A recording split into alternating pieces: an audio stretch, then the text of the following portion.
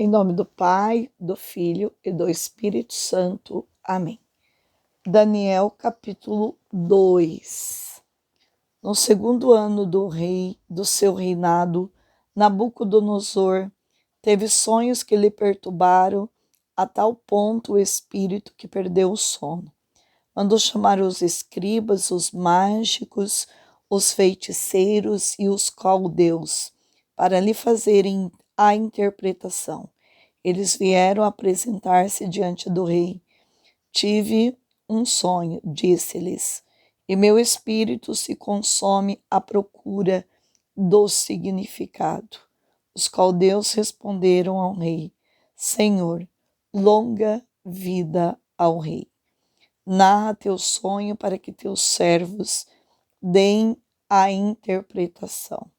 O rei disse aos caldeus: Para mim é coisa decidida, se não me explicardes o conteúdo do sonho, bem como sua significação. Sereis estraçalhados e vossas casas reduzidas a um montão de imundícies. Mas se me revelardes tanto o conteúdo quanto ao significado do sonho, recebereis de mim donativos, presentes e grandes testemunhas de honra. Portanto, dizei-me meu sonho e o que ele significa. De novo responderam: que o rei narre o sonho a seus servos e nós faremos a interpretação. Sei agora perfeitamente, continuou o rei, que procurais ganhar tempo, porque sabeis que estou bem decidido. E aplicou-vos a dita sentença: se não me revelardes o conteúdo de meu sonho, estáis combinados a mentir-me e a enganar-me, esperando que as circunstâncias mudem. Vamos, dize-me o que sonhei, e eu saberei se sois capazes de dar a interpretação. Os caldeus deram ao rei esta resposta: não há homem algum sobre a terra que possa fazer o que exige o rei. E de fato, jamais o rei algum, por maior e mais poderoso que tenha sido, pediu tamanha coisa a um escriba, mágico ou caldeu. A questão proposta pelo rei é difícil e ninguém poderia dar a solução ao rei, a não ser os deuses que estão excluídos do trato com os seres carnais. Com isso, o rei encolerizou-se e, na sua fúria, deu ordem para matarem todos os sábios da Babilônia. A sentença foi publicada e o massacre dos sábios começou.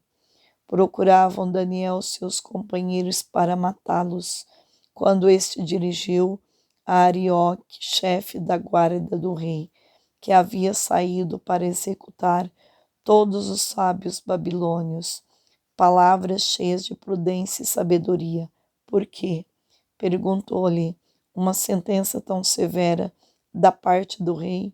Arioque expôs-lhe o assunto, e logo Daniel se decidiu ir ao rei para pedir-lhe a concessão de uma prorrogação. Daria então ao rei a interpretação pedida.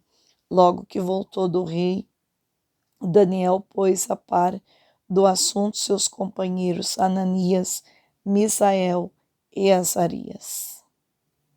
Pediu-lhes para implorarem a misericórdia de Deus dos céus a respeito desse enigma, a fim de que não matasse Daniel e seus companheiros com o resto da Babilônia. O mistério foi então revelado a Daniel em uma visão noturna, pelo que, bendizendo o Deus dos céus, Daniel expressou como segue: bendito seja o nome de Deus de eternidade em eternidade, porque a ele pertence a sabedoria e o poder, e é ele que faz mudar os tempos e as circunstâncias, é ele quem depõe os reis e os enaltece, é ele quem dá sabedoria aos sábios e talento aos inteligentes. É Ele quem revela os profundos e secretos mistérios, quem conhece o que está mergulhado nas trevas, junto a qual habita a luz. Ó Deus de meus pais, eu vos exalto e vos louvo, porque vós me destes a prudência e a força, e porque vós nos manifestastes o que vos pedimos, revelando-nos o sonho do rei. Depois disso, Daniel foi procurar Arioque, a quem o rei tinha incumbido do massacre dos sábios da Babilônia, e falou-lhe assim: Não mandes matar os sábios da Babilônia. Introduziu-me à presença do rei para que eu lhe dê a explicação. Ariote apressou-se em conduzir Daniel junto ao rei, dizendo-lhe: Achei entre os deportados da Judeia um homem que dará ao rei a explicação desejada. O rei dirigiu a palavra a Daniel, que tinha o cognome de Baltazar. És realmente capaz, disse-lhe, de desvendar meu sonho que tive e fornecer-me a interpretação, o mistério cuja revelação o rei pede. Respondeu Daniel ao rei: Nem os sábios, nem os mágicos, nem os feiticeiros, nem os astrólogos são capazes de revelá-los. Mas no céu existe um Deus que desvenda os mistérios, o qual quis revelar ao rei Nabucodonosor o que deve suceder no decorrer dos tempos. Eis, portanto, teu sonho e as visões que se apresentaram o teu espírito quando estava em teu leito. Senhor, os pensamentos que vierem ao teu espírito enquanto estavas em teu leito são previsões do futuro. Aquele que revela os mistérios mostrou-te o futuro. Quanto a mim, se esse mistério me foi desvendado, não é que haja mais sabedoria em mim do que nos outros homens, mas para eu dar ao rei a interpretação, a fim de que se faça luz nos pensamentos do teu coração. Senhor, contemplavas, e eis que uma enorme estátua erguida diante de ti. Era de um magnífico esplendor, mas de aspecto aterrador. Sua cabeça era de fino ouro, seu peito e braços de prata, seu ventre, os quadris de bronze, suas pernas de ferro, seus pés metade de ferro e metade de barro. Contemplavas essa estátua quando uma pedra se decolou da montanha sem intervenção de mão alguma. Veio bater nos pés, que eram de ferro e barro, e os triturou. Então o ferro, o barro, o bronze, a prata e o ouro foram com a mesma pancada reduzidos a migalhas, e como a palha que voa da ira durante o verão, foram levados pelo vento, sem deixar traço algum, enquanto que a pedra que havia batido na estátua tornou-se uma alta montanha, ocupada toda a região. Eis o sonho. Agora vamos dar ao rei a interpretação. Senhor, tu que és o rei dos reis, a quem o Deus dos céus deu realeza, poder, força e glória, a quem ele deu o domínio onde quer que habitem, sobre os homens, os animais terrestres, os pássaros do céu. Tu és a cabeça de ouro. Depois de ti surgirá um outro reino menor que o teu. Depois um terceiro reino, o de bronze, que dominará toda a terra. Um quarto reino será forte como o ferro. Do mesmo modo que o ferro esmaga e tritura tudo, da mesma maneira ele esmagará e pulverizará todos os outros. Os pés e os dedos, parte de terra argilosa de modelar, parte de ferro, indicam que esse reino será dividido. Haverá nele algo de solidez do ferro, já que vistes ferro misturado ao barro. Mas os dedos, metade de ferro e metade de barro, mostra que esse reino será ao mesmo tempo sólido e frágil. Se viste o ferro misturado ao barro, é que as duas partes se alinharão por casamento, sem, porém, se fundir inteiramente, tal como o ferro que não se amalgama, amalgama, amalgama com o barro. Amalgama com o barro. No tempo desses 6, o Deus do céu suscitará um reino que jamais será destruído e cuja soberania jamais passará a outro povo. Destruirá e aniquilará todos os outros, enquanto que ele subsistirá eternamente. Foi o que pudestes ver na pedra deslocando-se da montanha sem a intervenção de mão alguma, e reduzindo as migalhas, o ferro, o bronze, o barro, a prata e o ouro. Deus, que é grande, dá a conhecer ao rei a sucessão dos acontecimentos. O sonho é bem exato e sua interpretação é digna de fé. Nesse instante, o rei Nabucodonosor tirou-se de rosto em terra, prostrando diante de Daniel. Depois ordenou que lhe fosse oferecido orações e perfumes. Dirigindo-se a Daniel, disse o rei: Vosso Deus é verdadeiramente o Deus dos deuses, o Senhor dos reis e também o revelador dos mistérios. Já que pudesse revelar este, o rei elevou Daniel em dignidade, deu-lhe numerosos e ricos presentes, constituiu-o governador de toda a província da Babilônia e se tornou chefe supremo de todos os sábios da Babilônia.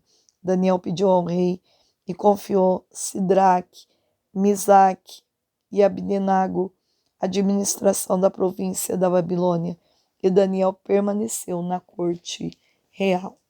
Palavra do Senhor. Graças a Deus. Daniel capítulo 2, então hoje a gente consegue ver a bondade de Deus em tudo isso. Bem, os sonhos eram considerados mensagem dos deuses. Esperava-se que os astrólogos os interpretassem. Normalmente os astrólogos podiam dar algum tipo de interpretação desde que o sonho lhe fosse declarado. Nesta ocasião, entretanto, Nabucodonosor ordenou que lhe declarasse tanto a interpretação como o próprio sonho. Deus enviou a Nabucodonosor uma série de sonhos com mensagens proféticas que somente poderia ser revelado e entendidas por um servo de Deus. Entre as pessoas de outras épocas que receberam sonhos de Deus: Jacó, Gênesis 28, do 10 ao 15, José, Gênesis 37, do 5 a 11, o copeiro e o padeiro de Faraó, Gênesis 40, Faraó, Gênesis 41, Salomão, 1 Reis 3, de 5 a 15, e José, Mateus, de 20 a 24. Os astrólogos disseram ao rei não haver ninguém sobre a terra capaz de conhecer os sonhos de outra pessoa. O pedido do rei era humanamente impossível, mas Daniel podia declarar que o que o rei sonhara, ainda revelar sua interpretação, pois Deus operava através dele. Em nosso cotidiano enfrentamos situações aparentemente impossíveis, que poderia tornar-se até desesperadoras se tivéssemos de lidar com elas por meio de nossa força limitada. Porém, Deus é especialista em trabalhar através de nós para alcançarmos o impossível. Os astrólogos foram incapazes de persuadir o rei com qualquer argumento lógico ou racional. Algo impossível tinha sido pedido pelo rei e ninguém podia mudar a sua opinião.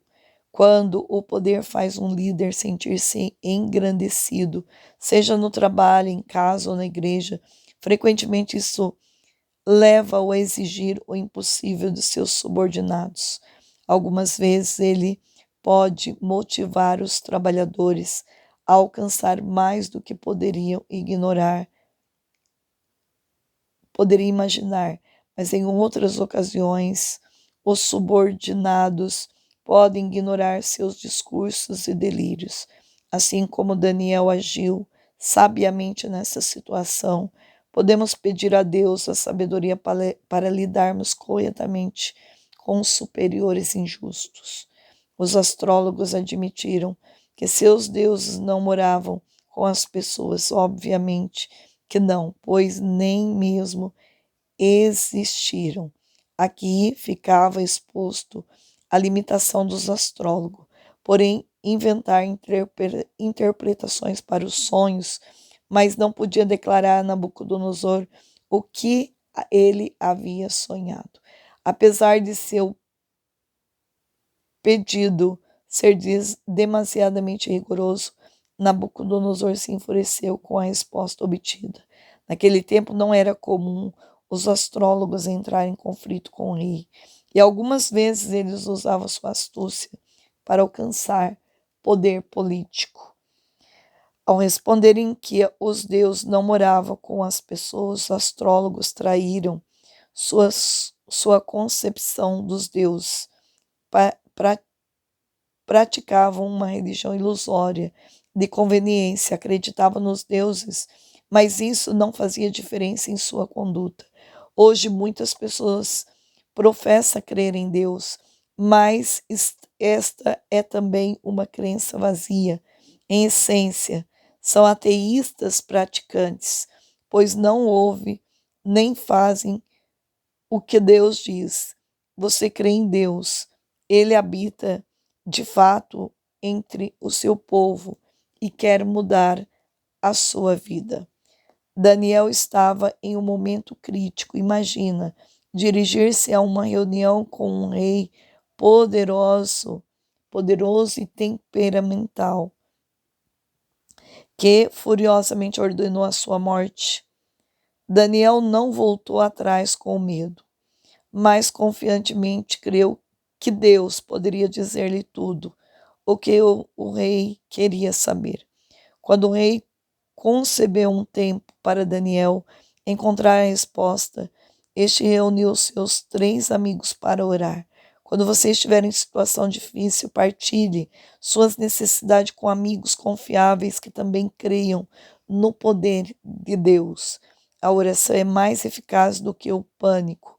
Este apenas confirma o seu desespero, mas aquela confirma a sua esperança em Deus.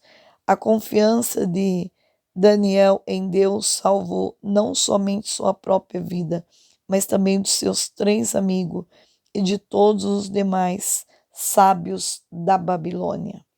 Após pedir a Deus para revelar-lhes o sonho de Nabucodonosor, Daniel teve uma visão. Sua oração tinha sido respondida.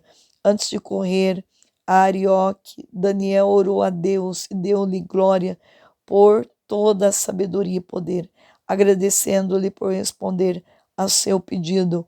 Como você se sente quando suas orações são respondidas? Animado, surpreso, aliviado? Há ocasiões em que buscamos a Deus em oração e depois obtemos a resposta, ficamos empolgados e nos esquecemos de glorificar a Deus. Quando seus pedidos forem atendidos, torne o tempo da gratidão equivalente ao da persistência em pedir. Se você sabe que ainda precisa aprender muito na vida e alguma vez desejou saber mais de como lidar com as pessoas, então busque a Deus e peça-lhe sabedoria. Enquanto as instituições educacionais fornecem diplomas e um curso muito alto, Deus dá sabedoria gratuitamente a todo aquele que pede. Tiago 1,5. Às vezes desejamos saber se Deus ainda está no controle, quando vemos líderes maus viverem bastante e líderes bons morrerem jovens. Daniel testemunhou governadores maus com poderes quase ilimitados, mas sabia que Deus remove os reis, estabelece os reis e controla tudo o que acontece. Deus governa o mundo de acordo com os seus propósitos. Você pode ficar desanimado ao ver pessoas mas prosperarem, mas saiba que Deus está no controle. Ter ciência disso lhe dá confiança e paz, não importa o que lhe aconteça. O que aconteça. Daniel não usou o sucesso para favorecer os próprios interesses. Ele pensou em outras pessoas. Em nossa luta para sermos bem-sucedidos ou sobrevivermos, devemos nos lembrar das necessidades do próximo. Antes de dizer qualquer outra coisa ao rei, Daniel deu todo o crédito a Deus, explicando que não tinha conhecimento do sonho por sua própria sabedoria, mas somente porque Deus lhe revelara. Como é fácil tomar para si a glória daquilo que Deus faz através de nós. Esta atitude rouba de Deus a honra que só Ele merece. Nosso dever é fazer como Daniel, conduzir as pessoas a Deus, de modo que demos glória somente a Ele. A cabeça de ouro da estátua representada de Nabucodonosor, o governador do Império Babilônico. O peito de prata e os dois traços representavam o Império Medo-Persa, que conquistou a Babilônia em 539 a.C. O ventre e as coxas de bronze era a Grécia e a Macedônia sobre Alexandre o Grande, que conquistou o Império Medo-Persa, 334 a 330 a.C. As pernas de ferro representavam Roma, que conquistou os gregos em 63 a.C. Os pés de barro e ferro representavam a ruptura do Império Romano, cujo território se tornou uma mistura de nações fortes e frágeis.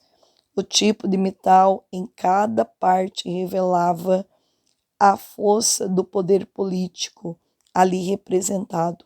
A pedra cortada da montanha representava o reino de Deus, que será eternamente governado pelo Messias, o Rei dos Reis. O sonho revelou o Deus de Daniel como o poder que está por trás e acima de todos os reinos da terra. O reino de Deus nunca será destruído. Se você está preocupado com as ameaças de guerra ou de prosperidade dos líderes maus, lembre-se de que Deus e não os líderes terrenos é que determina o curso da história sobre sua proteção. O reino de Deus é indestrutível. Aqueles que confiam nele são membros deste reino e estão seguros nele. O rei poderia ter honrado somente a Daniel, caso esse tivesse atribuído a glória a si mesmo, porque Daniel conferiu toda a glória de Deus. O rei honrou a ambos, parte de nossa missão neste mundo, e revelou Deus aos incrédulos. Isso podemos fazer por meio de atos de amor e compaixão. Se atribuirmos a Deus a glória por nossos atos, as pessoas desejarão conhecer mais sobre Ele. Glorifique a Deus e agradeça-lhe pelo que Ele está fazendo em sua vida através dela. Após ser nomeado governador de toda a província babilônica e ficar encarregado dos homens sábios, Daniel pediu que seus amigos Sidraque, Misaque e Abdenago fossem designados seus assistentes. Daniel sabia que não seria capaz de desempenhar uma tarefa de tão grande responsabilidade sem assistentes capacitados e por isso escolheu os melhores homens que conhecia. Seus 3 amigos hebreus, um líder competente, nunca faz todo o trabalho sozinho. Ele sabe como delegar e supervisionar. Moisés, o maior líder de Israel, partilhou a responsabilidade da administração com dezenas de assistentes. Êxodo 18, do 13 a 27. Bem, aqui a gente vê de forma clara. Primeiro, ele reza, ele faz vigília, ele coloca amigos para estar com ele em oração. E isto é a sabedoria divina que nós precisamos ter. Ter pessoas cheias de sabedoria para estar conosco, rezar na madrugada, horário do sacrifício, horário de escuta e de como fazer a vontade de Deus. Santo anjo do Senhor, meu zeloso e guardador, se a ti me confiou a piedade divina, sempre me rege, me guarde, me governe, me ilumine. Amém. Em nome do Pai, do Filho, do Espírito Santo. Amém.